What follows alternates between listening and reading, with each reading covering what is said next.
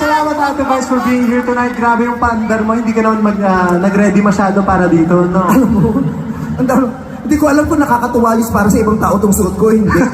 Kasi, bago ako pumunta dito, magkasunod kami ng magkatabi kami ng dressing room ni Sir Gary. Kumatok ako, magbibigay pugay ako. Pagbukas ng pinto, natakot. Oh!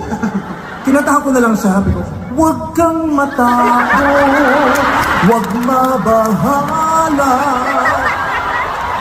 Natakot siya, Day. Oh. Pero syempre, concert mo. Yes. Special. Opo. Hindi ba yung putyo-putyo? Nakakaya naman sa audience mo. Buo ka ng crowd tonight, Oo no? naman. Mabigat ba to headdress mo? Diba, ha? Mabigat ba to? Mabigat, pero mas may mabigat pa akong dinadala kaysa dyan, kaya hindi ko na rin naman siya nararamdaman. Dahil nga special ka, kailangan special ang itsura ko. Hindi tayo pwedeng pupunta dito na akala mo naman manonood o kung saan lang tayo pupunta. Kailangan special dahil itong gabi ito hindi mo makakalimutan. Hindi namin makakalimutan. Kaya dapat tayo din mismo, ako mismo, pag nakita nila ako, hindi ako pwedeng forgettable. Kailangan itong itsura ko. Yes! Diba? Ganun yun. Pag nagko-concert ka, since hindi ito ang last mo, makinig ka sa akin. Kasi ilang beses ko na itong pinuno, alam ko na ang mga ginagawa mo. Ilang beses mo lang napano? Madami na. Actually, same date tayo. Ganito rin ako last year. Oh, yes. Oo. Puno din yung sa akin kasi sinabay ko sa bigayan ng 4-piece at saka tupad. Kaya ang dami nakapila. May pa-NFA rice pa ako doon. Kaya punong-puno ako rito. Kaya yun, sa mga performers, sa mga artists, pag ganito kalaki yung venue, you have to make sure that what you do is very special, extra special. Yung itsura nyo mismo kailangan extra special. Kailangan hindi ka forgettable. Kailangan hindi ka nila pwedeng makalimutan sa ginagawa at sa itsura mo pa lamang. Na kahit si Mayor Alice Go, hindi ka makakalimutan.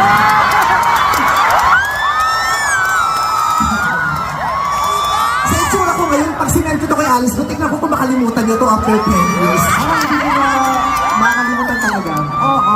Hindi niya masasabi yun kay your honor. Pero yung mga ganitong itsura, hindi ito bumabagay sa lahat. Kailangan to inaaral. Katrin ka lang tawa, Katrin ha? Pero, nako, ikaw talaga? Oh, Ang laki-laki mo na, no? ano? Dati, Diyos ko, ang liit-liit mo. Paano kung nakitang nakilala? Nag-guess ka sa Gigi ngayon, ang laki-laki mo na. Ang dami mo nang ipinapakitang kakaiba. Yung huling sayaw mo kanina, yung nagkagano. Diyos ko! Paano? Sabay-sabay sa tato. Pag ako nagko-concert dito, naka 1,000 jokes na ako, hindi pa nagtitigilan. Pero ikaw gumano ba? Siyempre naalam ko yan sa showtime. Kakakaldad niyo ni Kuya Joe. Nagwala yung mga tao nung gumano. Nakita ko si Alora, nagtakip ng mukha. Na para bang miss na yung mga ganon. Ang tagal lang hindi na. Diba? Pati si Dr. Vicky Bello, Diyos ko, nung gumanong ka, nagpa-schedule ng ultrasound. Grabe.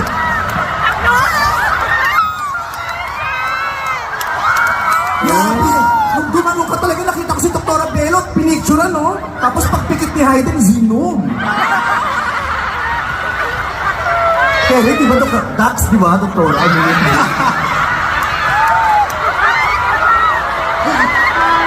Mas okay na yun. pero ang galing. Paano ulit yun? Paano yung gano'n? Ay, hindi. Hininaan mo, mas malakas yung kanina.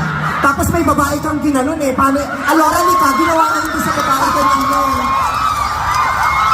Ginawa mo yung kanina. Siyempre, Alora, ikaw na lang pwede kasi ako may asawa na ako. Si Chi, Halika na. may something. Si Catherine, tahimik lang siya, dyan lang siya, hindi siya pwede tumayo. Wala ko sinasabi. Tahimik lang siya, masakit ko dyan, hindi siya pwede tumayo. Alora, dito sa taas para makita na nakakarami. Diyos ko, yung ganyang mukha, dapat nakikita ng lahat. Yung ganyang kaganda, huwag mo itinatago yan. Ayan, nakita mo yung kanina, di ba may partner siya, tapos yung nagkaganong-ganon siya. Oo, paano yun? Ba't ka nakakatakang? Wala pa man din, handang-handa ka na. Paano yun? Paano yun? Oh.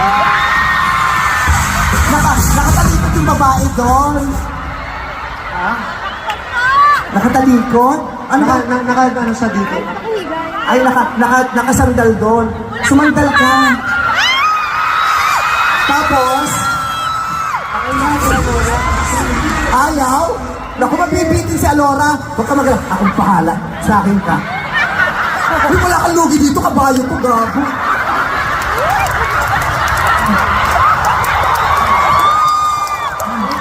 Sumusi ka pa sa akin, Alora, ha? Huy! Hindi, seriously, congratulations! Thank you, ate. Grabe. I love you so very much.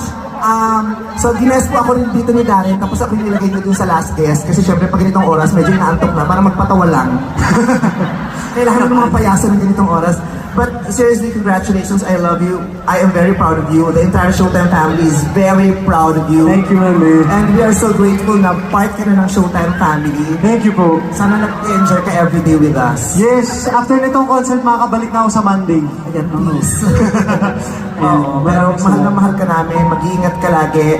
Gawin mo lahat ng gusto mo na makakapagpasaya sa'yo at makakapagpapasaya sa'yo, sa fans mo, sa pamilya mo, sa lahat ng mga mahal mo sa buhay. Ang dami mong pinakita tonight, sumayaw ka ng matindi, kumanta ka ng matindi, lahat. Parang pinakita mo na lahat, iskandal na lang inaantay na. Uy, no. Sarot lang. Dito yung magulang ko.